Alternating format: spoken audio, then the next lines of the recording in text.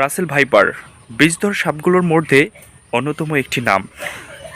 প্রায় আমাদের দেশে ২৬টি জেলায় এই সাপটি ছড়িয়ে পড়েছে, তাই বিশাল একটি আতঙ্কের নাম।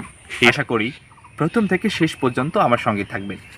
রাসেল ভাইপার ভারতীয় উপমহাদেশের অন্যতম বিষধর সাপগুলোর মধ্যে অন্যতম। ১৭৯৬ সালে প্যাট্রিক রাসেল সর্বপ্রথম এই রাসেল ভাইপার সম্পর্কে এই বিষয়গুলো তার নিজ লেখা বইতে উল্লেখ করেছিলেন, আর তার নাম অনুসারে এই সাপটির নামকরণ করা হয়েছে রাসেল ভাইপার। এই সাপটির আরেকটি নাম হলো চন্দ্রবড়া।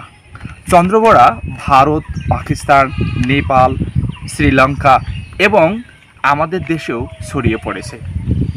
প্রায় আমাদের বেশ কয়েকটি জেলায় ইতিমধ্যে 10 থেকে 12 জন লোকের প্রাণ চলে গেছে। এই রাসেল ভাইপার সাপটি দেখতে কেমন একটু ধারণা দেওয়ার চেষ্টা করব। রাসেল ভাইপারের দেহ মোটাসোটা, অনেকটা দেখতে অজগর সাপের মতো, লেজ ছোট এবং সরু, এর মাথা চ্যাপ্টা, থুতনিটা হয় ভোঁতা এবং গোলাকার।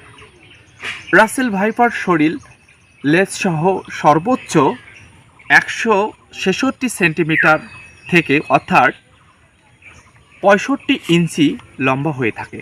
অবাক করার মতো তথ্য হলো এর ২০ দাঁত, অর্থাৎ মুখ বন্ধ করলে দাঁত ভাঁজ হয়ে মুখের সঙ্গে সমান্তরালভাবে লেগে যায়।